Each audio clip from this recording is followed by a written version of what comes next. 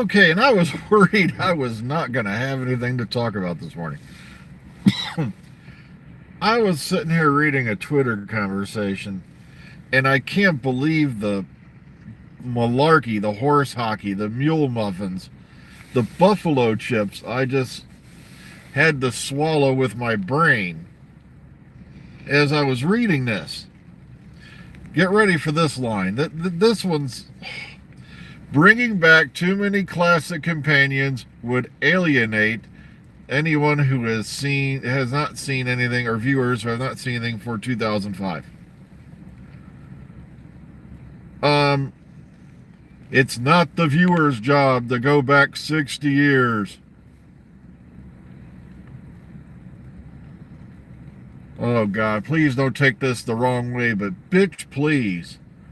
We live in the era of the internet. There's a thing called Google. It's not like you have to go back and watch every single episode of the classic era to get to know a companion. There are clips all over YouTube. There's entire files and wikis, Doctor Who wiki, that are dedicated to this show. And also, okay, we're going to alienate viewers who have not seen anything since 2005. And I'm like, oh, so we'll just alienate everybody who did see anything before 2005. No. We can't have too many returning classic companions because you old people can just go to hell. That's the way I'm reading this. I'm like, it's too much of a mental task for me to, envision or even, embrace classic companions. This sparked from a conversation where someone said if there was a unit spinoff, they would love to have had, Tegan and, of course, Tegan and Ace involved in it. And I'm sitting there going, they did a great job. They're like, sure, the RT did a great job with AGA, SJA, and all that. And I'm like, baby, if Elizabeth Sladen.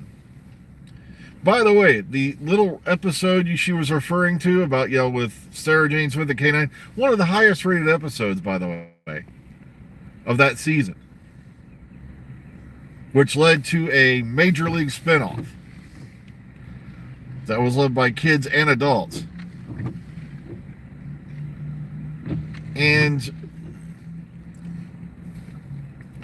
But also, if that show had gone on, if Elizabeth Sladen had not sadly passed away, there would have been, Jo Jones was coming back again, Sophie Alder was coming back as Ace, and I'm sitting there going, exactly. Let's treat the show like it didn't exist before 2005. It's like, hello, baby. I'd like to see some of these people reprise their characters before we lose them permanently. I'm sorry, but like I said, Chibs knocked it out of the park. The so-called centenary special was more of an anniversary special than Day of the Doctor ever was or will be. Just for that one scene at the end, plus the fact that he involved classic Doctors throughout the entire story, and did it in a way that was feasible, yet this big fat, stinger-laden, teaser-blazing, 50th anniversary special. Oh, look, we've shoehorned in another Doctor. Oh, by the way, if Chibnall does that, he's an asshole. Or Philip Hinchcliffe. He introduced Doctors before Hartnell back in 76. But if Chibnall does that, he's an asshole. Or if you bring in classic companions now that are from pre-2005, you're an a-hole. It just pisses me off beyond comprehension. I don't care if they demonetize this video or not. I'm just being frank and honest. Well, fine then. let's get Rose Tyler back with her surgically altered. I'm sorry, I'm looking at Billie Piper these days. Is it just me, or does it look like she had that face slimming surgery? I don't have to be mean or anything. It's just, it's not like we could write in a scene with a Wampa ice creature attack, to explain.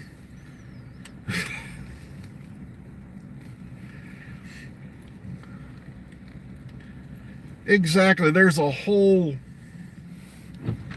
group of people. Well, sadly, yeah, the problem is while Paul McGann has been fully embraced pretty much between Big Finish and the new series,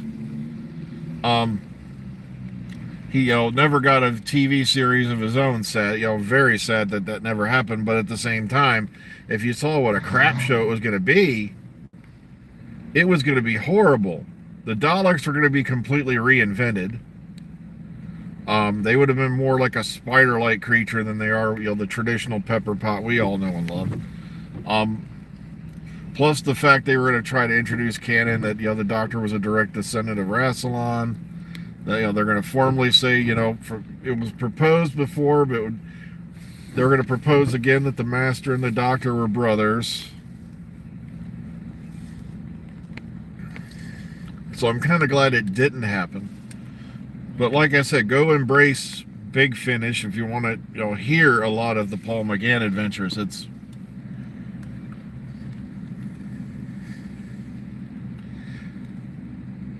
exactly. Why would we alienate Joe Grant, Joe Jones, aka Katie Manning, who, by the way, is just a ball of love and hope that you just can't resist? That lady's a force of nature.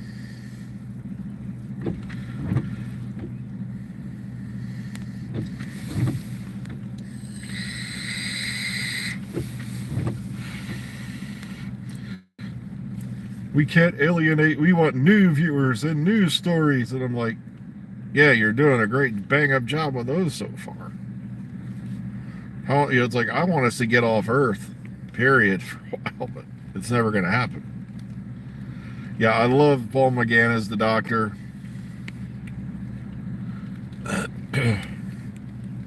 I know a bunch of guys who are crapping golden bricks when, he nailed off, or he listed off his Big Finish companions. It still just angers me that they, brought him back for that special just so they could legitimize the Hurt Doctor and, the War Doctor. Brought him back for a whopping 7 minutes. But still, the fact that Waycott, that I'll have to actually go look something up in an age where, ladies and gentlemen, boys and girls, when I wanted to find out more about Doctor Who, I had to go to a thing called a library. And I picked up a copy of the Doctor Who technical manual. There was also a copy of the Doctor Who, it was a viewer's guide to the series. Great. I still have the book at home. What's what and who's who. It was and I read up on these things. It's not like I had a keyboard in front of me where I could just type in any name, type in the name of the show, and boom, I get a detailed background.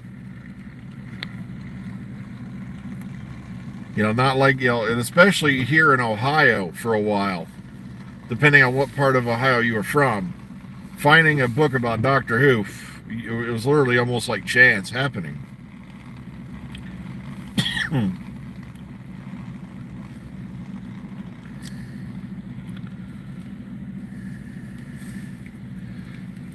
I like that. The audacity of some of these fans. I'm like, we shouldn't waste time on them, pre-2005 people. Well, those pre-2005 people were instrumental building blocks in the show you are watching now. If it had not been for those pre-2005 people, you wouldn't have a show to be watching now. if it weren't for that each little magical element building up to the incredible concoction recipe that we call one of the longest running science fiction shows in the world. Next, matter of fact, I think, is it the longest running science fiction show in the world these days? I'm not sure. I have to go look. I'll have to Google it. But that's pre-2005. No, okay. Yeah. Where would this show have been if there'd been no Tom Baker, no John Pertwee, no Patrick Trout? But then let's list off all the companions that were there for the journey. Where would this show have been? Well, I feel bad because poor Susan never really had a chance to come back except for Dimensions in Time and the Five Doctors. Oh, God. Where she manages to bust her ankle again. Oh, but, where would you be without those companions from pre-2005? You wouldn't have jack squat.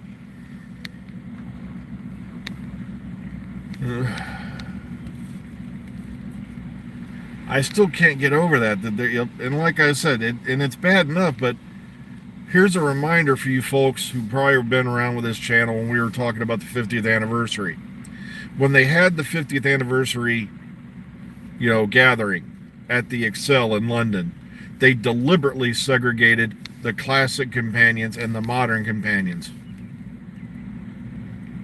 Wendy Padbury had to cut through a bunch of red tape and go through a bunch of malarkey to get to see Matt Smith, who she had been an agent before he got Doctor Who, because she was a classic companion. Look it up. Zoe Harriet.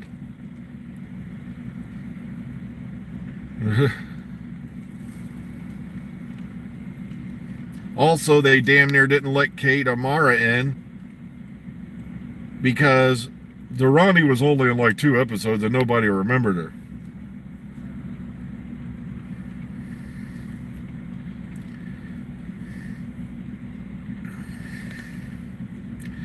But like I said, it just surprises me.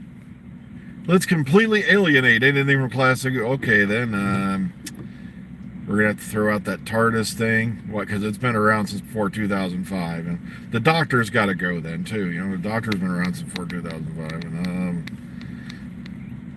you're going to wind up with blank screen for an hour. Because everything you're seeing today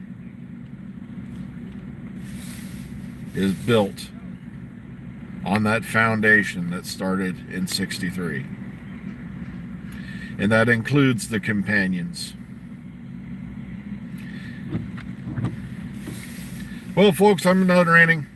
But I just saw that, and it literally, ground my gears. It lit a fire up my butt.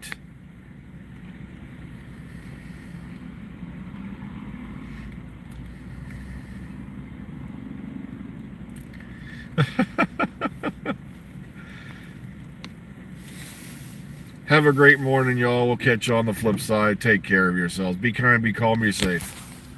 Have a great Tuesday.